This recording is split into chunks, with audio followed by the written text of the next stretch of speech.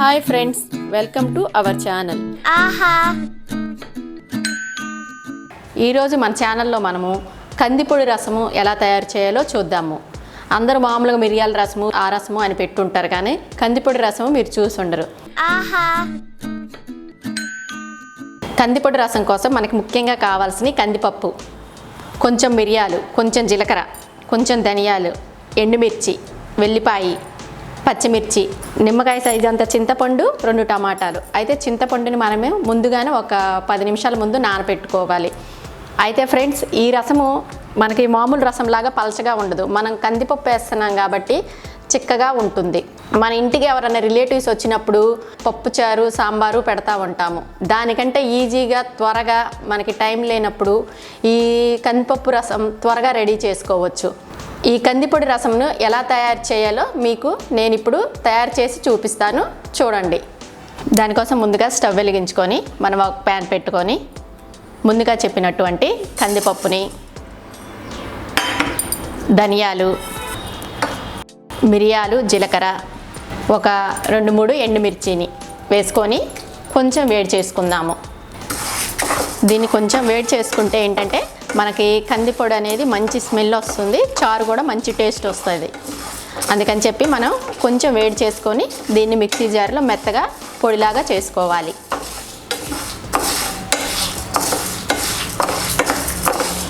మనకు ఈ చారులో ఎండు కారము దీంతో పని లేదు, ఎందుకంటే దీనిలో మనం ఆల్రెడీ ఎండుమిరపకాయలు వేసాం కాబట్టి కారం సరిపోతుంది. మిరియాలు ఉన్నవి కాబట్టి మనకి స్పైసీనెస్ సరిపోతుంది. సపరేట్గా మనం ఎండు కారం వేసుకోవాల్సిన అవసరం లేదు. చూసారు కదా ఫ్రెండ్స్, మనకి వేగుతుంటేనే ఆ కందిపప్పు, జీలకర్ర, మిరియాలు చాలా మంచి స్మెల్ వస్తుంది. మీకు చారు కాగుతుంటే కూడా గుమగుమలాడే స్మెల్, మీ పక్కింటికి కూడా స్మెల్ వస్తుంది, అంత మంచి స్మెల్ వస్తాయి. ఒక్కసారి పెట్టి చూడండి ఫ్రెండ్స్, మీకు కూడా తెలుస్తుంది. ఈ చారు ఎప్పుడు పప్పు చారు చేయాలంటే పప్పు వండుకోవాలి, అది ఇది అని టైం పడుతుంది. మనకి టైం ఎక్కువ లేనప్పుడు ఈ చారు పెట్టి ట్రై చేయండి, చాలా బాగా ఉంటుంది.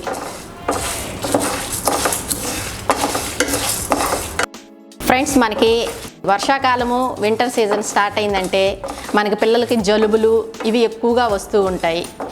జలుబులు, దగ్గులు ఎక్కువ వస్తూ ఉంటే వాళ్ళ ఎదుగుదల అనేది తక్కువగా ఉంటుంది. వాళ్ళకి జలుబు అవి ఎక్కువగా చేయకుండా ఉండాలి అంటే వాళ్ళకి వేడి నీళ్ళల్లో తులసాకులు వేసి వాటర్ తాపటము, కొంచెం పచ్చకర్పూరం పెట్టడము, కొంచెం బాగా ఎక్కువ కాఫు, జలుబు ఉన్నప్పుడు కొబ్బరి నూనెలో ముద్ద కర్పూరం వేసి వాళ్ళ బాడీకి బాగా పట్టించి ఒక పావు గంట నుంచి స్నానం చేయించండి.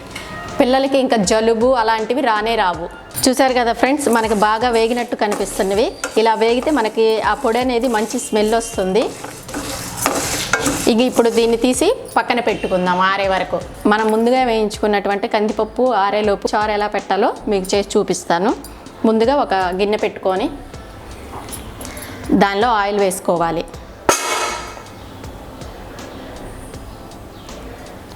ఆయిల్ వేసుకున్న తర్వాత ఆయిల్ వేడెక్కే వరకు చూడాలి.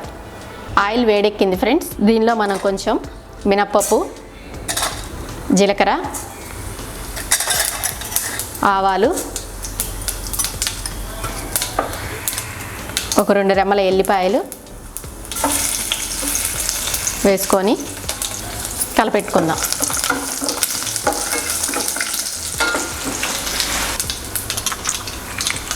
మనం ముందుగా నానబెట్టుకున్నట్టు చింతపండుని, టమాటాలని మెత్తగా ఇలా పిసుక్కోవాలి. పిసుక్కున్న తరువాత మనం ముందుగా వేసినటువంటి తాలింపులో దీన్ని పోసేసుకోవాలి.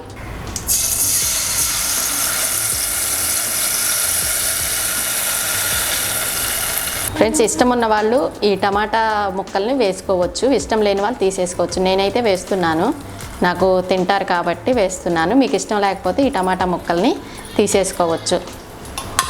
ఈ పులుపుకు తగ్గట్టు వాటర్ పోసుకోవాలి.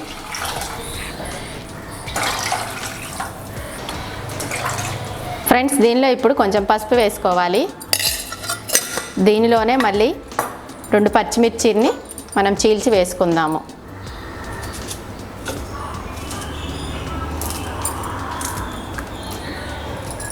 పచ్చిమిర్చి వేసుకున్న తర్వాత కరివేపాకు కూడా వేసుకుందాము. ముక్కలు చేసి వేసుకుంటే మనకి ఆ స్మెల్ అనేది, కరివేపాకు అనేది బాగా పడుతుంది చారుకి. ఇది వేసుకున్న తర్వాత టేస్ట్కి తగ్గ సాల్ట్ వేసుకుందాం. ఇవి కాగేలోపు ఫ్రెండ్స్ మనం ముందుగా రెడీ చేసుకున్నటువంటి కందిపప్పు మిశ్రమంని పొడి చేసుకుందాము. మనకి చారు కాగేలోపు దీన్ని పొడి చేసుకుందాం. చూసారు కదా ఫ్రెండ్స్, మనం ముందుగా వేయింపి పెట్టుకున్న కందిపప్పు పొడి ఎలా వచ్చిందో మనం మిక్సీ పెట్టుకుంటే ఇలా రావాలి. మెత్తగా పొడి చేసుకోవాలి. ఇలా పొడి చేసుకున్న తర్వాత ఈ మరుగుతున్న రసంలో వేసుకోవాలి. ఇందాక కొంచెం వేసానండి, అది వీడియో మిస్ అయింది, అందుకని మళ్ళీ వేసి చూపించాను. పొడి వేసిన తర్వాత సాల్ట్ సరిపోయిందా లేదా ఒక్కసారి చెక్ చేసుకోండి.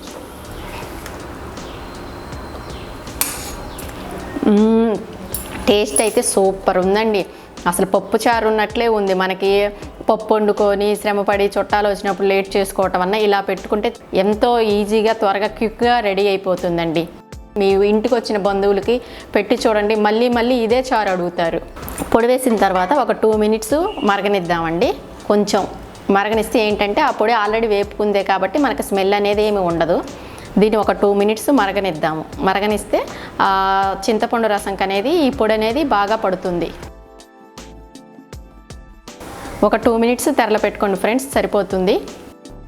ఇలా మరుగుతున్నప్పుడు కొంచెం కొత్తిమీర వేసుకోండి, మంచి స్మెల్ వస్తుంది.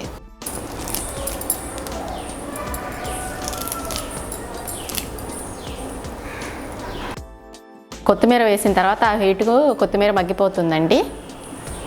మనకి ఇప్పుడు ఈ కందిపప్పు పొడి రసం అనేది రెడీ అయిపోయిందండి. చూసారు కదా ఎంత ఈజీగా త్వరగా అయిపోయిందో.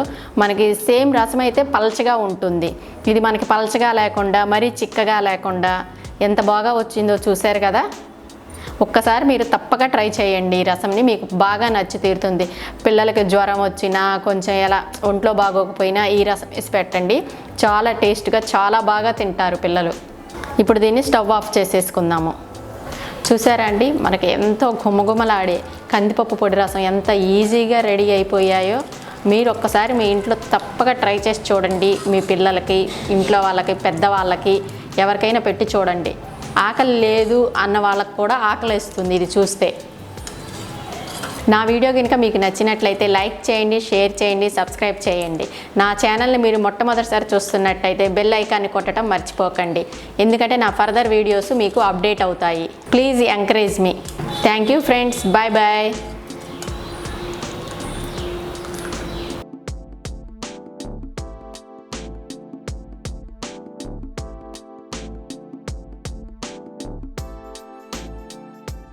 Aaha.